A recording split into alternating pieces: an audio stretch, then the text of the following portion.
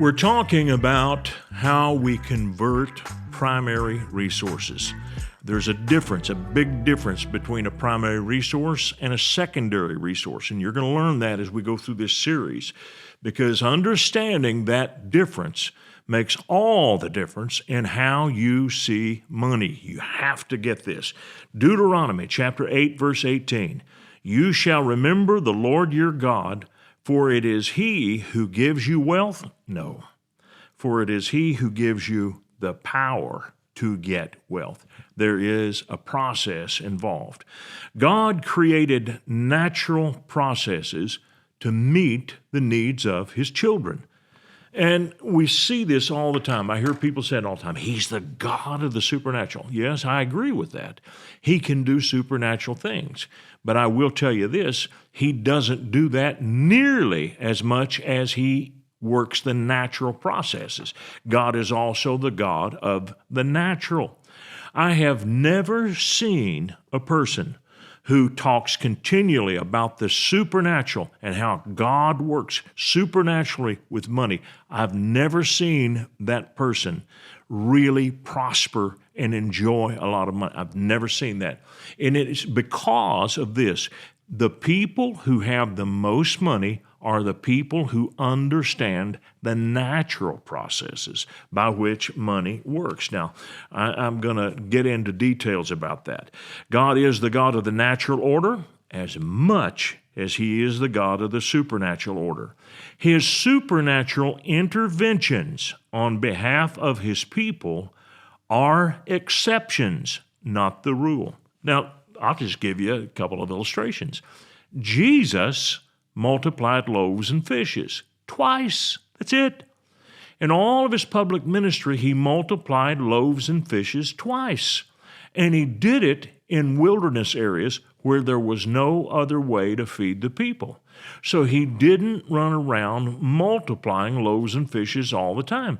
He didn't, for instance, make food for the disciples. There was a time when they were walking through wheat fields on the Sabbath, and they were hungry, and they grabbed the ears of grain, and they rubbed them together in their hands, and they ate the grain. And the Pharisees, of course, criticized them for eating on the Sabbath. Why didn't Jesus just make some loaves of bread for them to eat? Because there was food available within their reach. But when He multiplied the loaves and the fishes in the wilderness, there was just a little bit of food, 5 loaves, 2 fishes, and so He took that and multiplied it. But had He not done that, the people would have starved. It demanded a miracle, so He didn't do this all the time. God gave the children of Israel manna for about 40 years because they were wandering in a wilderness where no food was available. No food available in the deserts where they wandered. So God had to feed them with manna. Now let me read to you how the manna stopped and why it stopped. Joshua 5, 11 and 12. And they ate the produce of the land on the day after the Passover, unleavened bread and parched grain on the very same day. This is the coming into the land of Canaan after the 40 years of wandering. And so they ate the produce of the land. Then the manna ceased on the day after they had eaten the produce of the land. And the children of Israel no longer had manna, but they ate the food of the land of Canaan that year. Now, I want to ask you, which was better? Well, a lot of people would say, well, the manna, that was supernatural. That came from heaven. The Israelites didn't think so. They wanted to get away from the manna. The manna was one flavor, and it was designed to be that way. God didn't want to give them a cushy provision in the wilderness. He wanted to cause them to survive because the wilderness was not their end goal. He wanted them in the land of Canaan. Then they can eat all kinds of things when they got to the land of Canaan. The manna was only there for a season. In all of Israel's history, God only did the manna during that particular season, not the rest of the time. So then what is His common way of provision? Natural processes, not supernatural provision. Yes, He can do it when He has to. Those stories are amazing.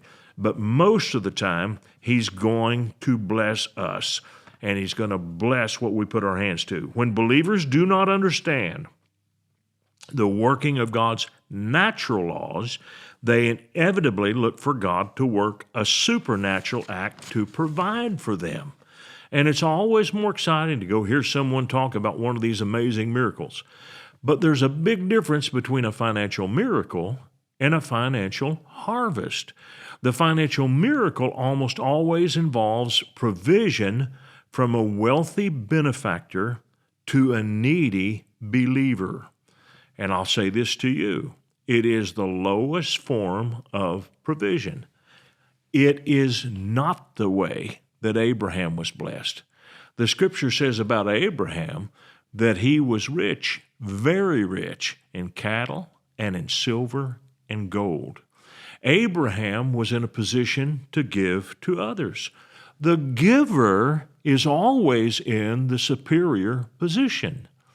Now, I remember when Deleva and I were only married a year or so, we moved into a new town to help my uncle pastor a church, and we didn't make very much money. We lived in a government housing project. We didn't have a telephone, and the people of the church knew what our financial state was, and the church people would typically go out to a pizza restaurant on Sunday nights after church. I don't think we ever paid for meals there. It seemed to me that there were always people picking up our tab. And Deleva and I dreamed of the day when we could buy dinner for other people. Now, some people don't have that kind of aim. They want to be taken care of the rest of their lives. I hope someone always buys my dinner. That was not the way we thought. We said we are going to be blessed so that we can be the ones who give money to other people. Now, you listen to me carefully. People who have no idea where and how their money is going to come from live on the lowest level of God's provision. People who know how money comes and where it's coming from, and in many cases when it's coming, are the ones who live on the highest level of God's provision, and they're the ones who really make an impact with their giving. So you see, this is the reason that Jesus said these words. It is more blessed to give than to receive. What he's saying is the person who is on the giving side is more blessed than the person who's on the receiving side. Your dream ought to be that you can become a giver, not a receiver. You don't want to be a receiver all of your life. You want to be a giver. You want to get to that point so that you can be a blessing. Now, this financial harvest or provision of harvest was something that God set into the earth in the very beginning. Genesis 1:29. God said, "See, I have given you every herb that yields seed which is on the face of all the earth, and every tree whose fruit yields seed, to you it shall be for food." So God said, I am giving you processes in order for your needs to be met. These were ordered by God. Now there was a disruption a couple of thousand years later when the flood of Noah disrupted the earth. But what did God do as soon as the flood was over? Genesis 8:22. God said, while the earth remains, seed time and harvest, cold and heat, winter and summer, and day and night shall not cease. God wanted Noah and his family to know the same laws that I used to provide for you when I created the earth are going to work again. And God reset them for the new earth. So this is how He provides. He provides through a process.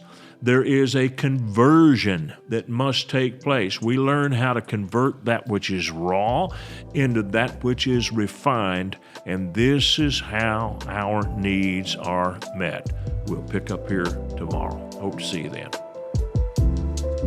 I want to thank you for watching our podcast today. And if you really liked it, would you please give us a little thumbs up by clicking on that sign down below? And then I would encourage you to subscribe to our channel so you don't miss any of our future podcasts, because they're all going to be good.